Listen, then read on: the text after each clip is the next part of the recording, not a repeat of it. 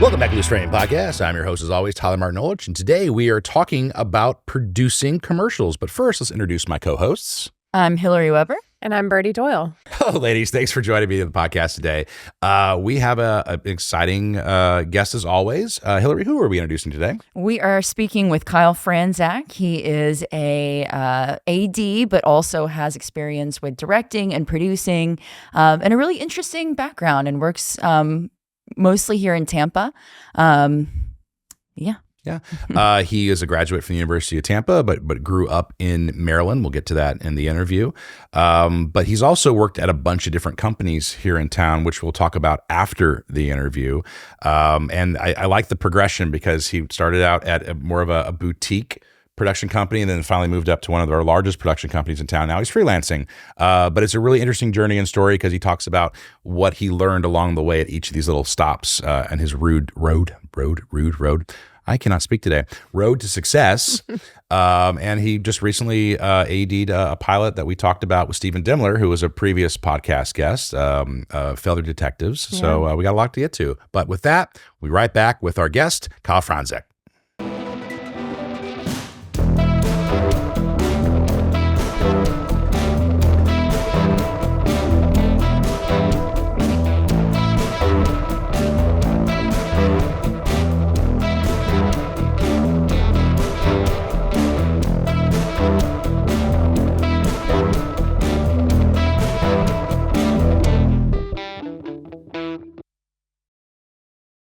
Welcome back to Loose Frame Podcast. I'm your host, Tyler Martin-Olich, and joining me today is Kyle Franzak.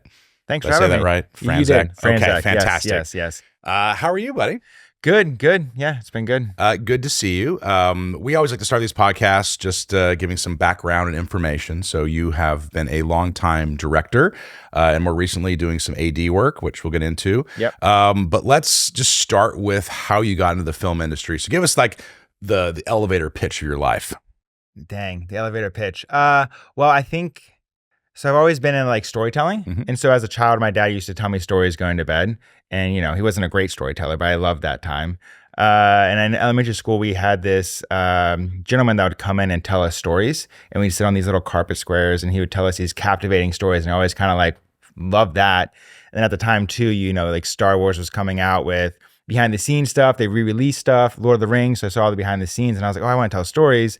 And then seeing the behind the scenes stuff, I was like, oh, this is what I want to do. This looks cool. We get to dress up and play, you know, and then film it and tell a story. So that's kind of what got me into it. Yeah.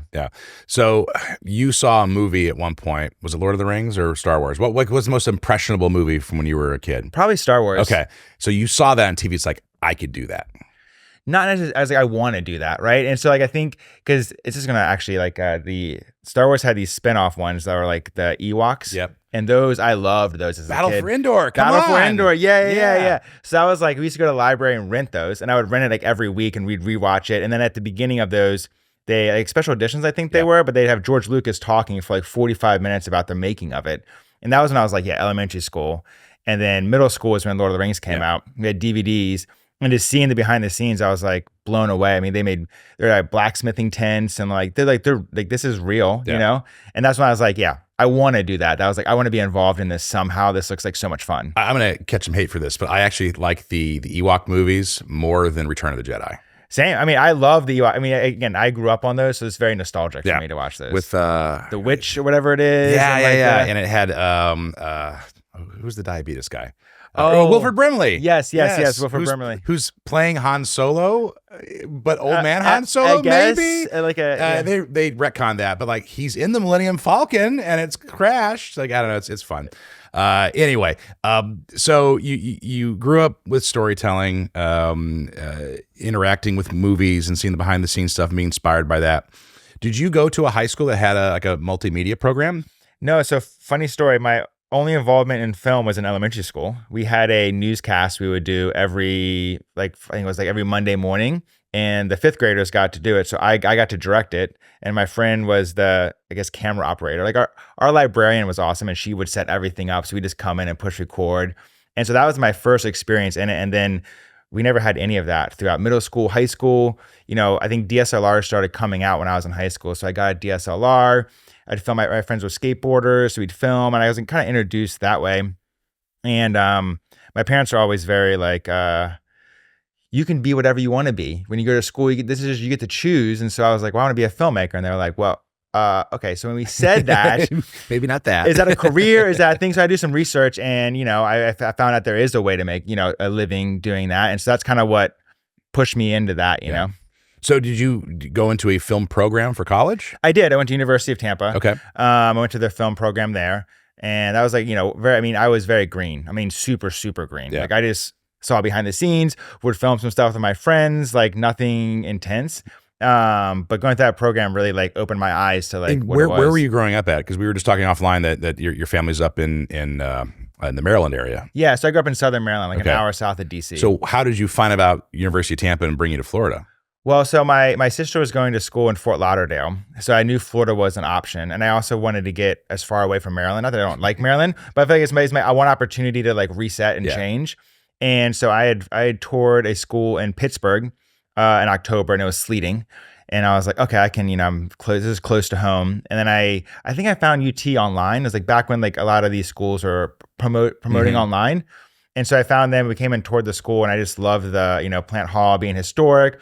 Loved that vibe. And Tampa also, I grew up in the country, and so Tampa wasn't a big city at the time. It was kind of small, so I felt like comfortable in it. And everyone's walking around in shorts and flip flops, and it was October 31st. Yeah, and I was like, okay. What year did you graduate from? 2011. Okay, 2011.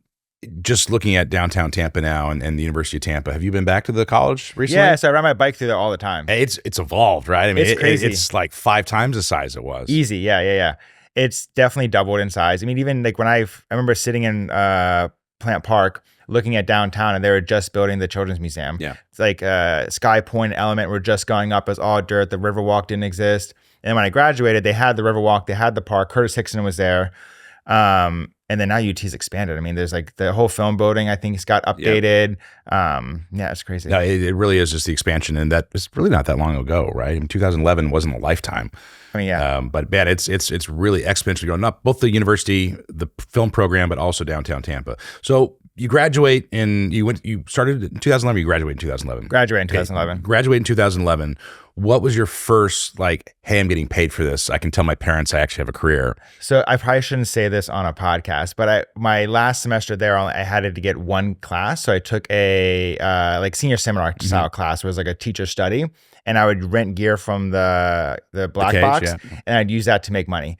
So I was like promoting myself on Craigslist at the time. Me and a friend, we had some gear, but not a lot of gear. And so we were like, that's the first time I actually started making money. And I was like, oh, wow. I mean, it was like $100. We're like filming, a guy doing wine tours, like really, really small stuff. But that was my first time like actually making money. And then we decided, hey, we're going to start our own thing. I mean, we were very naive, right? We're like, we can do this. And so me and him used all their graduation money, and I was bartending at the time. So the money we saved up to buy a bunch of gear. I mean, it was a Canon 7D, a laptop, some lights, some basic videography style stuff. And yeah, we shot a lot of commercials around town, but there again, we were inexperienced, doing stuff very cheap for some local people. I wouldn't feel too ashamed about that. I think any filmmaker is robbed their college's cage. You gotta find a way. I mean, I just couldn't afford it, But yeah, it was great. I graduated SCAD, and I stuck around and created a production company.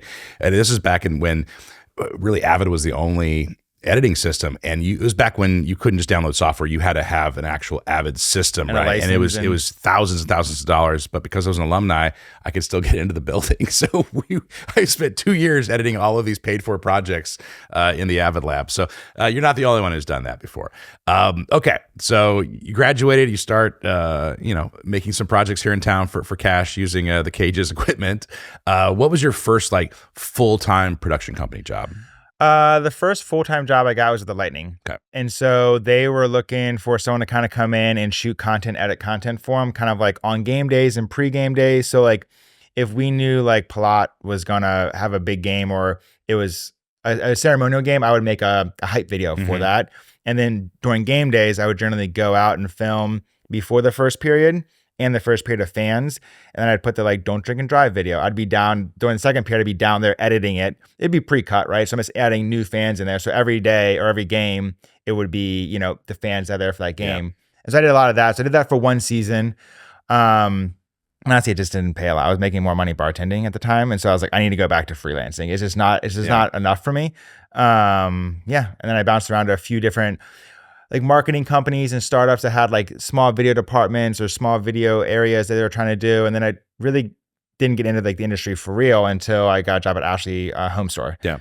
And you mentioned growing up with storytelling, and through the collegiate program at UT, were you drawn to writing scripts, directing, cinematography? Like what was your passion once you actually got in there and started learning about filmmaking? I mean, like every good film student, I wanted to be a director, right? All of us wanted to do that. But like I said, I was so green when I went there that I just kind of dove into each one. So script writing, I dove into, shooting. I shot a lot. Editing, I really liked editing a lot. And I think that's what's probably my strongest out of all of those.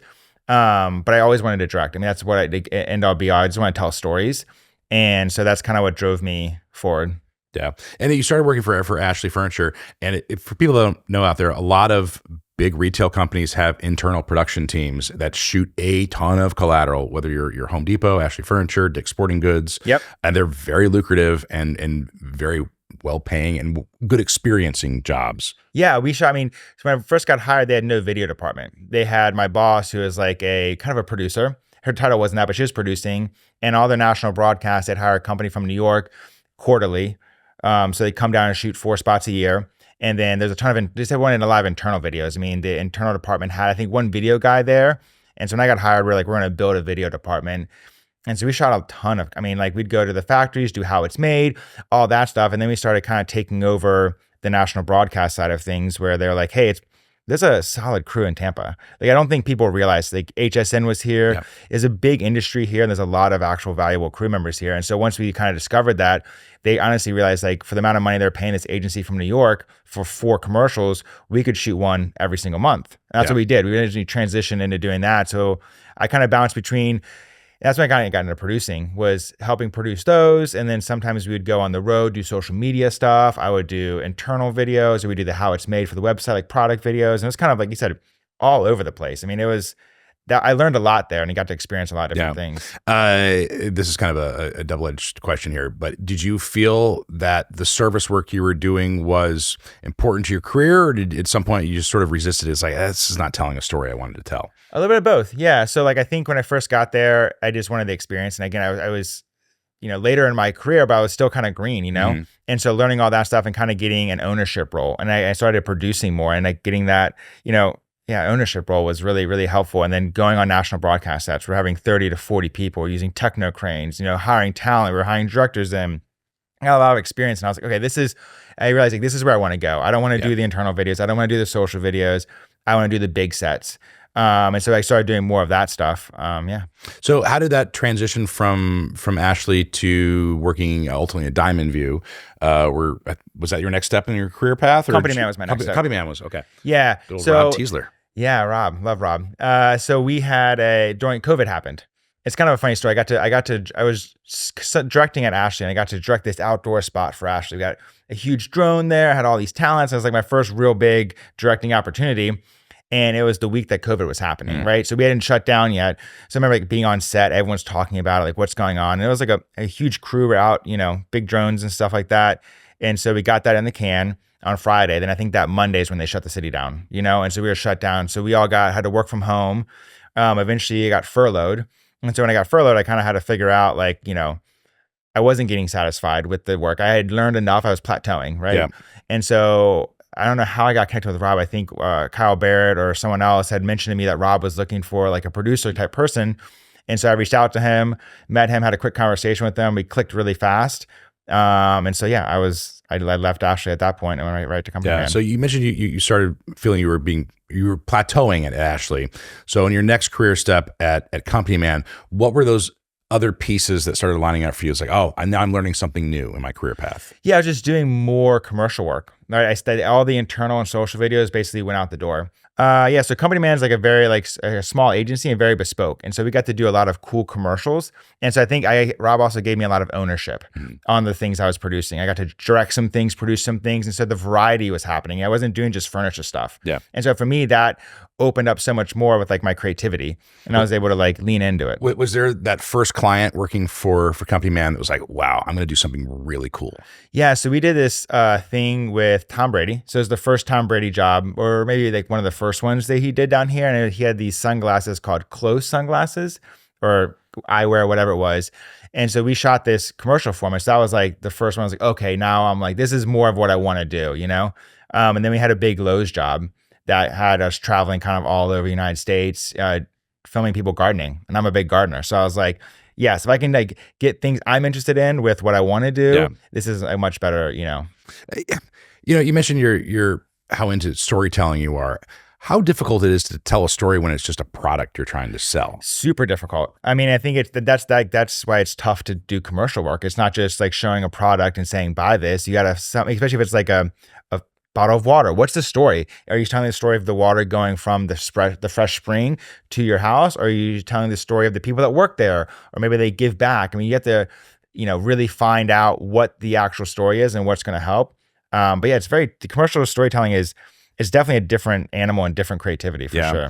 Do you feel like there's been an evolution in product focused videos with the advent of social media being more connected, more rapid, more engaging than it was in the past? Yeah, I feel like, I mean, there's a lot of different ways products are getting pushed now. I mean, influencers are, you know, I think they've been owning the market for a while. I think things are shifting now with AI and those kind of things.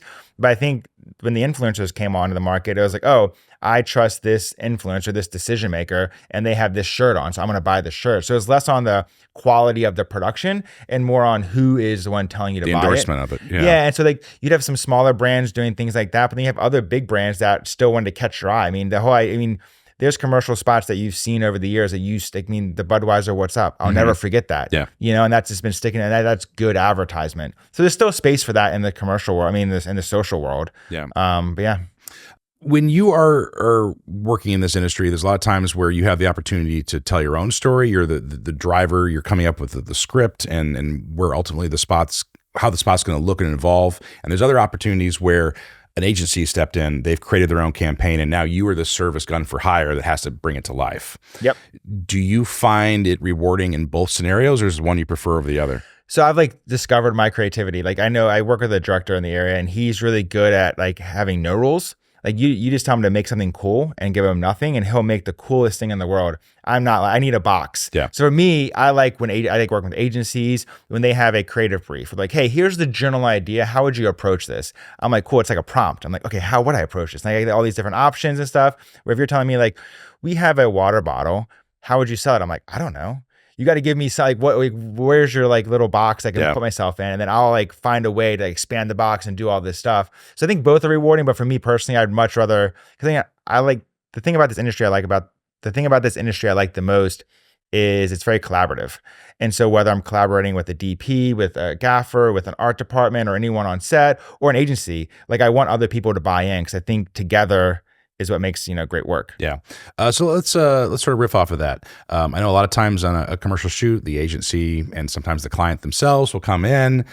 What are the notes you like to receive from an agency or a brand or a client, and what are the notes you hate getting?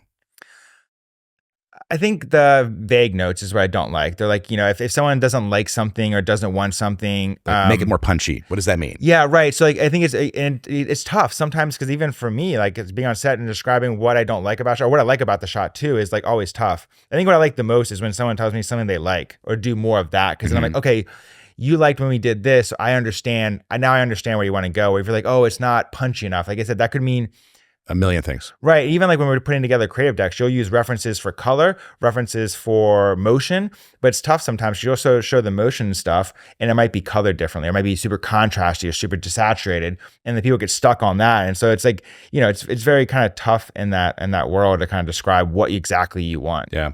You don't have to mention the agency or a brand, but I'm wondering if there was ever a point in your career where you were handed a campaign essentially and you're like, this is not going to work for a variety of reasons. Yeah, I mean, I've been fortunate. I said the one director I work with a lot here, he is really good about yes butting or yes and. So instead of saying no, this isn't going to work, he's like, yes, we can do that, but here's what's going to happen.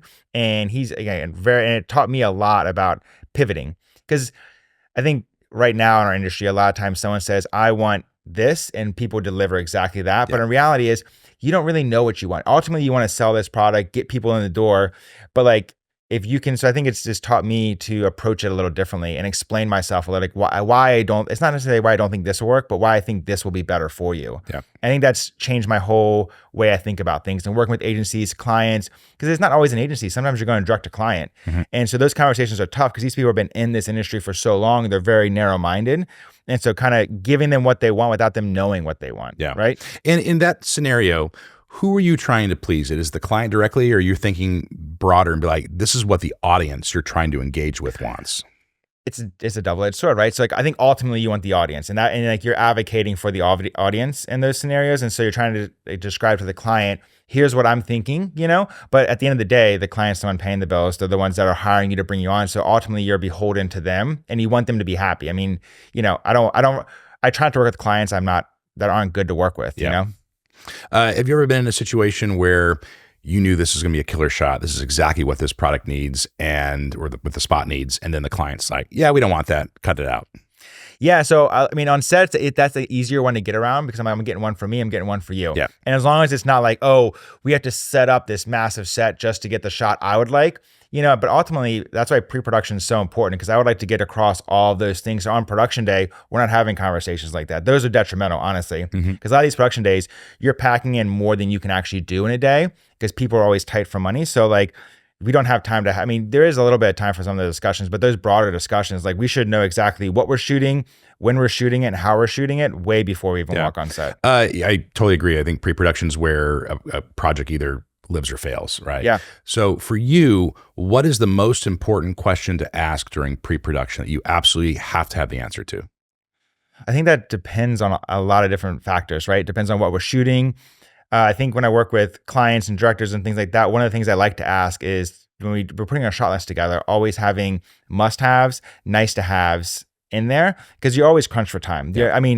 As an AD, you're always trying to keep things on schedule, and nothing's ever on schedule. Like I make a schedule, even though I know it's going to get blown up the second we walk on set. So I think just knowing, what are the must-haves and what are the things that we like, if we don't get anything else accomplished, or if something goes wrong, or we're outside shooting and it's going to rain for half the day, what do we need to tell this story? What are the essential pieces that we need to film? And we'll structure those in there so we know we'll get those.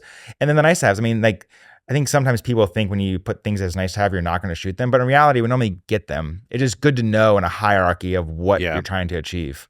So moving on from Company Man, where did you move from there? So I went to Diamond View right after that. And how did you, was it a job opportunity? Was it did they poach you? Did you say like, I just like the crew over there? Like what brought you to Diamond View? So actually I had interviewed with them while I was still at Ashley. They were looking for a freelance producer at the time, and I just wasn't in a position to go freelance. I hadn't been in freelance since I was like my own thing at PAing. So I was kind of nervous about it, to be honest with you. And so I left, went to Company Man. I was doing a lot of things, and I kept in touch with the people there. And then an opportunity came there. One of their producers wanted to direct. That's what I wanted to do. So they saw an opportunity. So I guess they kind of poached me, if you will. But it was, a good opportunity. They were doing lots of work. The volume had just opened up in Tampa. So they were shooting virtual stuff that was brand new. And for me, that's where I wanted to be. I wanted to be on the cutting edge. I wanted to be learning. That's very important for me in general. I always want to be learning. So if I'm on a set and I'm not learning anything, if I'm on several sets in a row where I haven't learned anything, I'm like, okay, I'm plateauing again. Yeah. I need to figure out a way to up this or go somewhere else to increase that. So between editing, producing, directing, and we'll get to ADing here in a little bit, which position, now that you've had experience and some breath behind you, like that you say, man, this is what I was meant to do. Like, it's what I'm really good at. I really like directing. I think that, and I think it has a different level of complications. I've produced for like 13 years. So that's creative and logistically and all that stuff. And that's very complicated, but I think I've done that. I've accomplished that. And I feel very good about what I've done in that spot. So like moving on to directing and getting more directing stuff has been very important for me. I find more, I don't know, it's fun. I like collaborating with people, and I'm a very collaborative person. So like I want other people to just buy in. I want to see what you think, whether you're the DP or the client or art director, or even like a PA. Like if you see something, like these are important things to talk about. What was the first spot you directed that's like, this is going to my reel for the rest of my life? Like this, I love this spot. At Company Man, I had this idea of doing like this beer spot. I've always how it's made stuff. I have a lot of experience shooting like how it's made stuff. And so we had this idea of showing, a beer going from brewing to you drinking it, but I wanted to do it as in like every beer in Tampa. So we'd keep switching. And so we were able to actually kind of make that happen. And Rob, he loved the idea and like let me go with it. So it was like a spec spot, I guess, if you will. But it was like during COVID. So it was like kind of the idea was it like to promote people to buy these things. And so we got to go bounce around to all these different breweries, meet all these people, showing how it's made. And like a Coppertail, massive production thing. Other ones were really small. So we had to show the different scales of that. And I was just like, I don't know. That was my first one where I felt like a director. Yeah. Like I directed things before that and then some commercial stuff at Ashley, but that's when I felt like it was like my true creative. There was no client. It was kind of I think that was fun. But yeah, I think that one was like the first one I was like, yeah, I feel good about this. Yeah. So going back to like, you're plateauing and building more skill sets. So you've moved from Company Man now to Diamond View. What was your takeaway from being at Diamond View? So Diamond View was doing, they were doing a lot more, they're a little bit bigger of a company. And so they were doing a lot more shoots at the time. They had multiple producers. So you're constantly moving and grooving. And I think I learned a lot. They had a really solid team there, a lot of really talented, creative people. And it's like, I'm very collaborative. So being in a building or being around other creatives makes me more creative. And so, we did a lot of different shoots, got to work with a lot of different brands. Virtual production wasn't a thing. And so I have a lot of experience in there, and that has its own version of problems and troubleshooting and creative and how you can get through things. And so I think I really just like was honing my craft, if you will, like that was a good place to go to. We had, small shoots, big shoots, massive shoots. So yeah, I learned a lot there. Just because you brought up virtual production, and for those, we've mentioned Diamond View in the past in other podcasts, they were really the first company in Florida to really adopt, volumetric LED volume studio spaces, and now they're across the country. Is there over reliance now on LED volume screens in commercials, or is just the accessibility of it makes it so easy and attractive for productions? I think it's a little bit of the latter. I think too, like in the beginning, it was so rare that everybody wanted to shoot on it. So we did a lot of shoots that didn't need to be virtual. Honestly, just companies want to come in and try it out. And like, you could do this virtual, but once you go through the whole process, you realize like, oh, this doesn't really work virtually, you know? And so I think they also gotten cheaper. And so you see a lot, I think they're just another tool in the toolbox, right? And there's lots of value in them, but I think now people are using them smarter. Where they're not using them for everything. They're using them for very specific pieces of information they need to tell. And, talking about cutting edge and acquiring new skill sets, do you see AI factoring into volume shoots in the future? And is that going to be detrimental to you, or is that another tool you're going to start looking at? Yeah, I look at that as another tool. I know like there's like a lot of doom and gloom with AI, especially in the creative space. And I do think there is some problems with AI, whether they're stealing people's images to create images or stealing authors' words and stuff. But I think it's another tool. I mean, I use AI for certain things, and I think it's a very valuable tool. And I think learning how to use it and use it in a good space. Yeah. AI will never be creative. AI has never gone through pain, suffering, enjoyment. So like, they might be able to mimic things. They might be able to like, oh, you feed it a bunch of, Martin Scorsese scripts. It can write you one very similar, but it can't write the first Martin Scorsese script, or it can't write his next one. It can only write something off of what he's already done. And so I don't think it'll ever replace those kind of creatives, But I think there is spots in this industry that AI will take over, like the influencers. Mm-hmm. When they're starting to generate these avatars that you trust. I mean, like I see that being a very big disruption in that space. Yeah. Going back to storytelling. So you've told stories at the small scale as far as commercials go. Have you ever wanted to like, I'm going to make my first feature film? Yeah, it's very intimidating. I think when I was younger, I was like, yeah, I want to do that. And the more I get involved in this industry and the more I see what it takes. And even like, we did a 2-day shoot that was probably the size of a feature budget, like a small feature budget. And it was insane, And so I'm like, oh man. And I did a TV pilot this summer. I was ADing on that, and just seeing the process that director went through and what she was doing. It's like, there's a lot. I mean, it is a lot of work in there. And so I think I want to do a short. I haven't done narrative in a handful of years, like personally. And so I think that's my next goal, is to do a short, get kind of like the rolling of that, and then maybe do a feature or a TV pilot or something like that. But yeah, ultimately that's what I want to do. Yeah. So you're working at Diamond View, and now you've spun off. You're doing your own thing now. Back to freelancing. Back to freelancing. Interesting how that pendulum swings. Yeah. Was it scary stepping back into the freelance world? Yeah, it was. It's definitely scary because you're betting on yourself, and I think that's always a scary thing to do. I mean, you want to do that, and it sounds good to do that, but like you're on your own. Yeah. I mean, thankfully, like I've been in this market in Tampa for a very long time, so I know a lot of people. So I was very confident that I could find work. But and especially directing, if you're freelance directing, that's very tough. You're doing a lot of work to get the opportunity to get work, and then you have to bid on it. Normally you're bidding against other people, you're pitching. And so I enjoy the pitching process, which is a benefit. So even if I don't get the job, I can say I enjoyed the process of that. But yeah, it's very tough. Yeah. And you've more recently started ADing more and more, which in this market, actually it's Florida at large, there's not a whole lot of ADs out there. Yep. So what made you want to switch to probably the least creative on paper position, where it really is about logistics and the minutia and making sure your schedule's on time? Well, I think again, I always want to learn. And I think when you're either a producer or director or whatever, you're never on set with another one of those people. You never see those people, right? And so you have to create spaces for that. When you're ADing, I'm working with a bunch of directors. Yeah. And so I can take things that I like what they do. I don't like how they did that. I'm never going to do that. Or I liked how they approach this thing, or I like how they talk to the client, or how they talk to talent and things like that. So it's a great opportunity for me to learn. So I guess I kind of looked at it as, while I'm trying to get more directing opportunities, I should go work with other directors. And instead of shadowing or doing those things, ADing I saw a hole that there wasn't a lot of ADs. And as a producer, a lot of times I was ADing because the shoots would be small. You can't hire AD, but I got to keep us on schedule. I got to keep us, we can't go over budget. So I was already kind of doing that. So I kind of just fell into it. And again, like you said, there's not a lot of ADs in the area. So it kind of, worked out. Yeah. And I've worked on shoots where, ADs will say the exact wrong thing in front of the client, or they do not know how to handle talent correctly, or they get into shouting matches with creatives because they're worried about the schedule and not the overall picture of it. Having been a producer, having been a director, having been an editor, knowing the pieces that you actually need to make the spot work, what are some of the takeaways that you've brought into your ADing life now?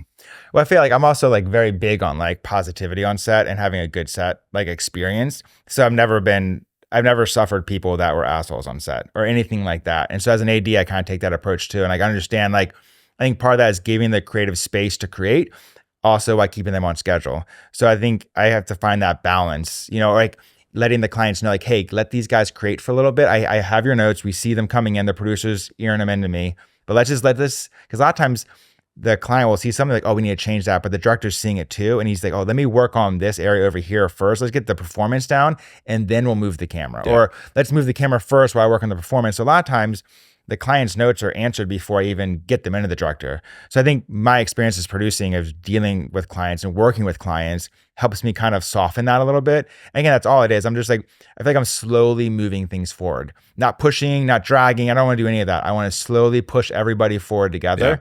It's been great. So a couple months ago, you had the opportunity to AD on Feather Detective, which is an upcoming pilot that shot here in Tampa Bay. Moving from the commercial space into the feature length or pilot length TV series space, what was the transition? Was it the same thing waking up, or was there something different you identified right away? I got to move in a different direction. So one thing I noticed that was a big difference was on commercial stuff, you normally would do a general lighting and then you define it per shot. With narrative stuff, you're lighting each shot individually. So there's not this we'll do 45 minutes of a pre-light in this room. And then once the room's set, we can move the camera around. And narrative, it's dramatic, right? It's drama. So you're not doing that. Every single shot is getting relit. And I also, most sets you start behind. It's very rare that we start on time. And then you normally pick up. By lunchtime, generally we're close enough where by after lunch, we're back on schedule and then we can make the day. Narrative, we're never on schedule. So I think that was gave me a lot of anxiety too, because I'm I want to do a good job. And so always being behind was nerve wracking. And I was I'm doing a terrible job. I'm no, you're doing amazing, but it's this, if you're in charge of the schedule and narrative, you're never on time. It's I'm constantly don't want to push too hard, because again, if I'm pushing people way too hard to get the shot, then they're not able to think, because a lot of times when you're rushing, you're actually going slower because people are making mistakes or forgetting things. You have to go back and redo it. So rushing isn't actually the way to go faster a lot of the times. And so I think I learned a lot of that as how to push, or after each shot, we'd have every hour or two, we'd sit down for 5 minutes, me, the DP and the director, and be okay, how do we get back on time? What can we cut here? Is this shot needed? Is there on commercials, you normally do that before at lunch. On narrative, we were doing that every time we moved. Yeah. So did you enjoy that challenge, or like, I want to go back to commercials? No, I love it. I think I like anything new, and so that like, that being a challenge, I want more of that. Like if it wasn't a challenge, I don't think I would have been as interested in doing it. And so yeah, I would love to do more things like that. And I also gave me a lot of experience on when I get to that point and I'm able to do that. I can already see the process they went through. Yeah. I mean, we'd wrap set. The director and the DP would go back to their Airbnb because they were from New York and go through the shot list for the next day, make cuts. This was like 11 o'clock at night. Nice to have shots, do this. And I'd wake up at like 5 o'clock in the morning because I'm more of a morning person, look at what shots have been updated, redo the schedule, print those off, send those off, and then be on set by 7. We'd do the whole thing again. So like, that was, I just saw the process that they were going through, and it was very, very different. Yeah. And did that make you want to jump in and do your own TV series or feature film? I mean, I do, right? But that also made me just realize that, everyone always talks about how like consuming it is. Mm-hmm. And like those, it was like 7 days shooting, but it was over a 14-day period. And like, even me just being an AD, I was consumed by it. So like, and I can see what the director and DP are doing, and they're doing, because there's a lot of, you're basically cutting the film before you're seeing it. And you're making sure you're getting the coverage, and like, we don't have a lot of time. So what coverage don't we need? We don't want to like, the editors there is like, you missed the shot. We can't have this thing in there, So it didn't scare me, but it just makes you realize what actually goes into it. Yeah. And I think it prepares you, right? So it sounds like your parents were very supportive growing up, if I can say that just from your stories. Are they proud of you and where you're at? Yeah, I mean, this industry is a rocky road, right? And so it's constantly up and downs and getting around. Like me going freelance was a big decision, right? Because it's like my safety nets are gone. There's no like getting a paycheck bi-weekly is very comfortable. You have insurance, all this stuff. But this industry is very, again, rocky. And so I think there was a lot of nerves of me going freelance at the beginning of this year.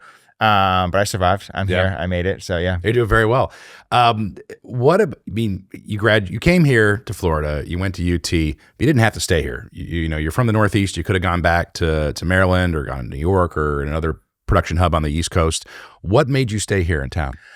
I was just doing things, right? So like we had started, me and my friend at the time had bought gear, started doing stuff. So things just started happening, and I just kind of got into it, And so by the time I was like, oh, maybe I should leave, I'd already made a ton of connections here. And this business is, everything's all about who you know. Yeah. And I know a lot of people here now, so it doesn't make sense for me to go. So I think I just kind of like, once I graduated college, I just started working. And then before I knew it, it was like 5 or 6 years later. And I was like, oh, I like Tampa. This is where I'm at. As a film commission, there's those touch points during the year, like, oh, it's the holiday party, or, it's the Gasparilla Film Festival. We're doing a little networking event. But you came to us, God, what, a year and a half ago, 2 years ago almost? Yeah. And said, hey, what if we did a networking event for professionals?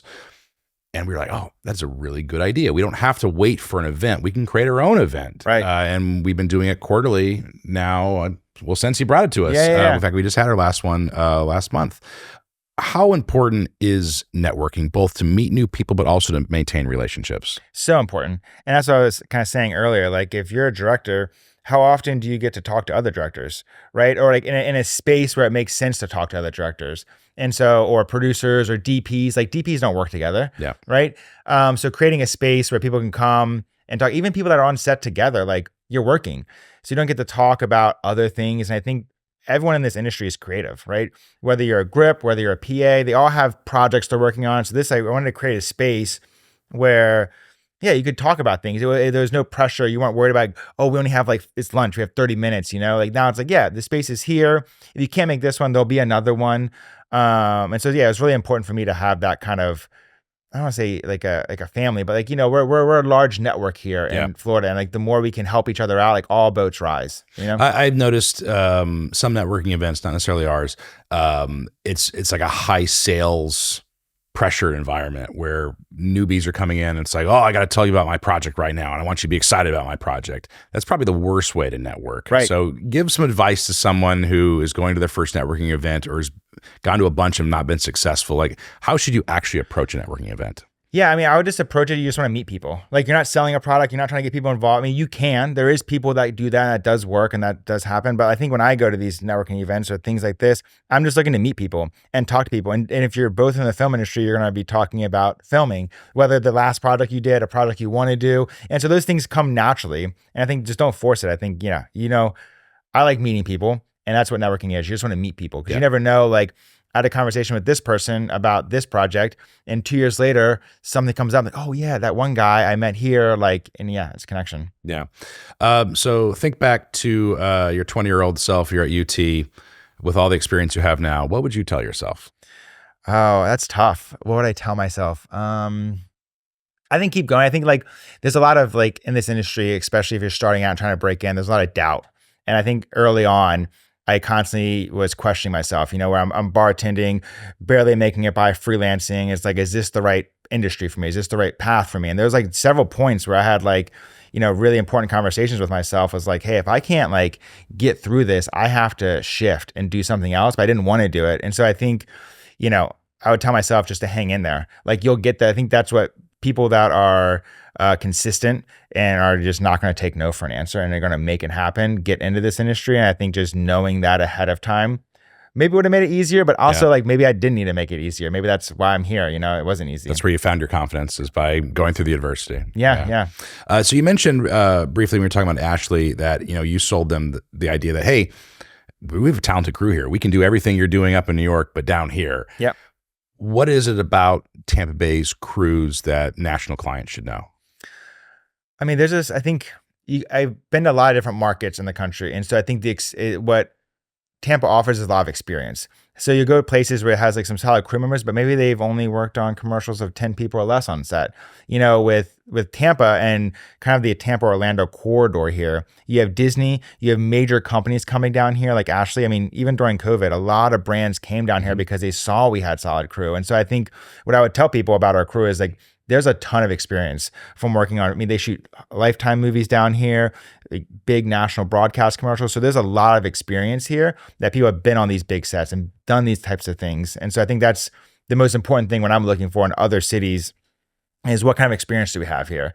And because set etiquette is a big thing, and knowing, is the G&E department 2 people or 10 people? Yep. Is art 1 person or is it an actual department? And knowing those things and knowing how to operate and knowing, the hierarchy and department heads, like those are big sets. The reason they're there is so we can move faster, and there is reasons why you go through certain channels. And so just knowing that, and I think the crew we have in Tampa and Florida in general has that experience to understand those type of things. Yeah. Just because I'm selfish here and we are the Tampa Bay Film Commission, is there a particular spot in Tampa Bay that you just love shooting and introducing to clients? Well, so that TV pilot we did, we shot at UT. So that was super awesome. We shot in Plant Hall. And I remember like as a student shooting there. So just doing that there was kind of like a little bit nostalgic in Plant Park. And I think that's really cool. But I live in Ybor. I love Ybor. And I think Ybor is probably the coolest spot in town. So like taking clients there, I always want to shoot there. I mean, I think that has the vibe. And there's other parts of town that, you can shoot in, but like generally there's not always a lot of money for art. Unless you can find a place that already has some cool looking stuff. It already looks cool in the background. It's already pre-dressed. You walk in. Yeah, right. And Ybor's like that everywhere you go. There's chickens walking around. There's a trolley there. Yeah. That's awesome. Okay, so what's next for you? You've finished a pilot. You're back to freelancing. Is it more AD work? Or are you going to look to start directing again more? Or what's I think I'm going to keep ADing. I'm very happy with that. There's a couple of local directors I love to work with, and so I want to keep doing that and just getting more directing opportunities, getting more pitching, getting more experience. And then I produce still. If the right job comes through with the right crew, I have a lot of friends in the industry, so any opportunity I can get to work with them, I don't really care what position I am on set at that point. I like being on set. I like working with really talented people and my friends. So yeah, more directing stuff, definitely still ADing, and yeah, more of that. Awesome. Well, let's give a chance for you to pitch yourself. Where can people learn more about you? So I am Franzak Films. I'm Franzak Films on Instagram, and I have my own website, so you can check out my work there. Awesome. Kyle, it's been a pleasure talking to you. Thank you for imparting this wisdom on us. And for our audience, we'll be right back.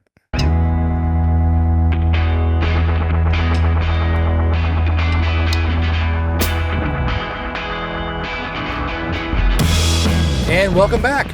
That was a great interview, as always. I don't know how you keep finding our guests, Bertie, but consistently interesting stories. Very informative. Very informative. I loved his journey from, seeing a movie and like, I could do that, I want to tell stories, to his parents saying, do whatever you want, and then ending up at University of Tampa, which you were a graduate of University of Tampa. I also want to say, from Maryland, the fact that his parents weren't pushing politics and government is rare and exciting to hear. Yeah, if you live in the Beltway, I'm also from that area. So I grew up in Virginia, but I also lived in the Maryland side. And it's like, yeah, it's a gravitational pull to stay within the Beltway and somehow go into politics. So oh my gosh. Somehow we all made it out. Well, yeah, but then there's politics in this job too. You can't escape them. There's politics everywhere you go, even on a film set. So what were some of the takeaways, Hillary, that you were listening to his stories that like, oh, wow, that was really interesting to hear? I love the way that he really was thinking consciously about what sort of experiences he wanted to have. And so in every job, he was focused on, what am I learning? What am I not learning?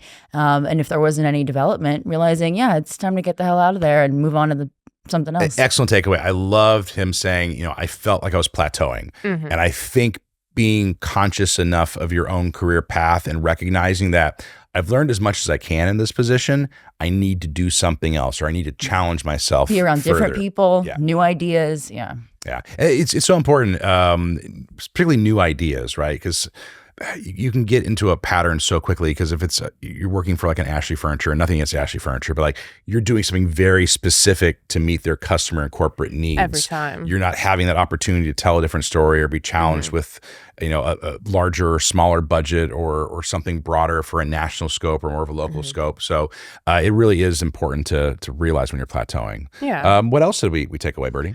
I like that he was talking about how he likes learning, and so that's influenced the positions he's held and the roles he's held. And then networking, the importance of networking, and the fact that it's not selling yourself or selling a product or a production, but maintaining relationships. I thought that was interesting. Yeah. That was one of my better takeaways. And I kind of brought it up when I loaded the question for him. With these high pressure tactics that some people try to push. And it's also true at film festivals too. Speaking of networking, where people show up and like, here's my business card. Here's what I'm doing. I'm going to be an amazing director. And this is what it's like, that is the worst way to approach a human being. That's not how you converse with somebody, especially if you're meeting them for the first time. It's like, what do you do? Cool. Tell me about yourself. Like, make it more about the other person than yourself. And people consistently not do that. Do you see the same thing helping at film festivals, Hillary? Oh, yeah. There are people that really want to sell you on something. And I hate when a business card gets jammed in your face first thing. Like, have a conversation, build a connection first. And then if you want to stay in touch with that person, exchange details. But I think it's hard sometimes to be able to try and form those genuine connections. But I think the best relationships are built that way. And the most genuine, organic ones versus just like, I'm here. I mean, and you do need to think about marketing at a festival, but not to the point where you're being pushy about it towards turning people off. Can you think of a relationship, business contact, or opportunity you've gotten from going to a networking event because you were there, you took the time to put yourself out there and talk to people? Kyle Franzak. He was on our podcast episode today, and I only know him through networking events, but he's been a great contact. Part of what he said about staying in Tampa after graduating was that he had met so many people through networking that it would have been unwise to go to a new market. Since you guys were both at SCAD, did you have a similar experience coming to Florida and not wanting to leave the contacts you had made in Savannah? That's an interesting question. So I had a core group. I think this is true for, and you jump into Hillary. I think it's true for most people. The class they graduate with, that's the people you're working with the most for your student projects, right? You're seeing them day in, day out, both for projects, but things on the side. You're helping on their projects. They're helping on your projects. So there is that kind of anchor or attachment to the place you graduated from that sort of wants to keep you there, not to spread your wings. But what I found as far as my graduating class at SCAD is that everyone went off to other places, like immediately. Like, hey, I'm going to New York. Someone was going over to London. Someone's going to New York. Someone was going to Miami. So it was like this immediate diaspora where everyone's just going elsewhere. And I thought that was cool. Because there wasn't that like, hey, let's just stay here. And there's a broadening of horizons. And what I found actually is that when I go to these other places, I know people there, right? Yeah, like, that hey, makes I sense. have this contact that I went to SCAD with. Like when I'm in LA, or like when I was up in Toronto a couple of years ago, there was a filmmaker that I was part of my class that was living there. I got to have dinner with them and catch up. So that was fun. Did you find a similar experience? Absolutely. I think most SCAD grads from my class moved out to LA. So I'm in a position where, even though I went to LA for the first time this year, I knew more people there than a lot of other cities.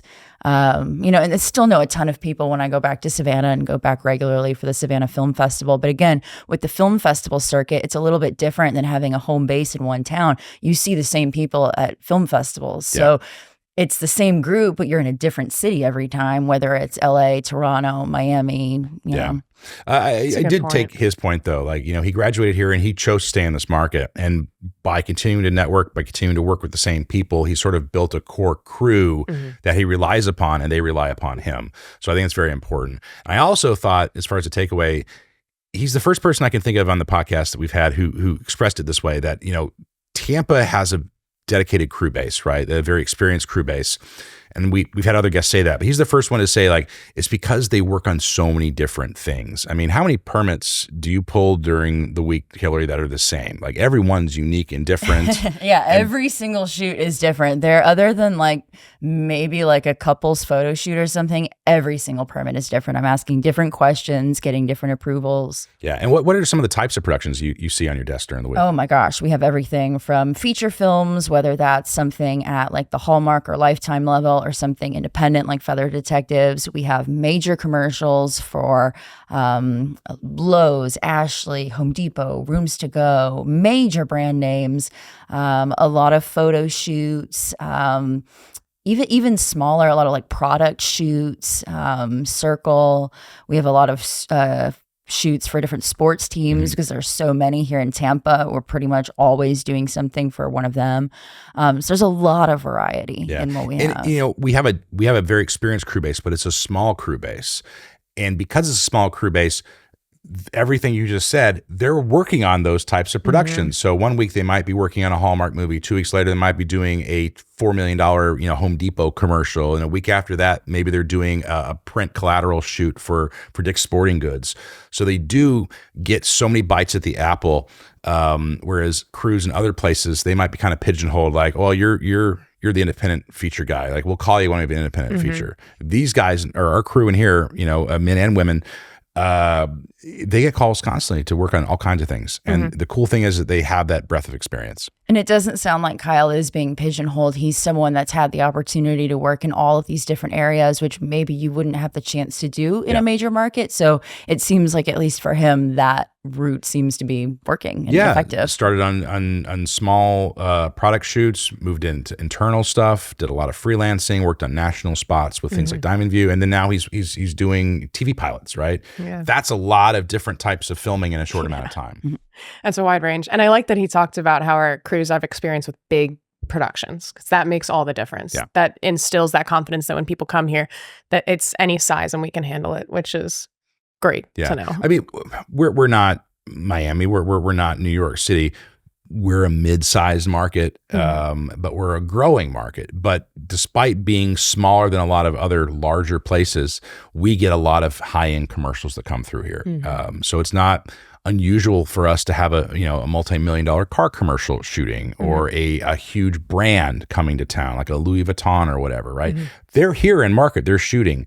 And you could probably say the same thing about larger markets like a Miami or a New York. Sure. But how many smaller cities can say that we have the same clientele as a larger market? Not a lot. So I think that does position us uniquely to say on a resume that, hey, we're doing cool things, we're doing big things. You can trust us to come here. Trust. And they're things that people are going to be able to see. They can turn on the TV on New Year's Eve and watch something that's been filmed in Tampa. It's not something that they're going to have to hunt down, or some obscure movie that's never been released anywhere. These are things that like are pretty accessible for people. We had that Kevin Hart Chase commercial that I'm sure everyone has seen on YouTube. It's been around the block 10 times. Every time you turn on YouTube, it's a thing that pops up, and maybe that's my algorithm. I don't know.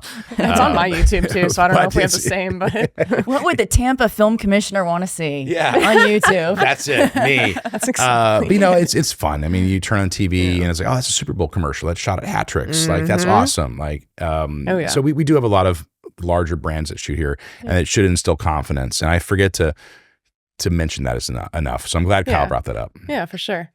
One of the things you asked him that I wanted to ask you guys was which location comes to mind first when you want to bring clients, in his case, clients, or when you're offering locations or people come to town, what's that like beautiful, perfect location that you guys first comes to mind? Go for it. Depends on the shoot. Depends on what they need. What if it was your best friend coming to town? You were like, Tampa's beautiful. Where am I going to take him? Kyle said Ybor, and he said Plant Hall. Is there something like that for you guys? I always take people on the streetcar when they're The streetcar, that's a good one. You know what? I only say this because we did it recently, but you can take either the water taxi or the small e-boats, or in our case, we took the craft river cruise. Oh, yeah.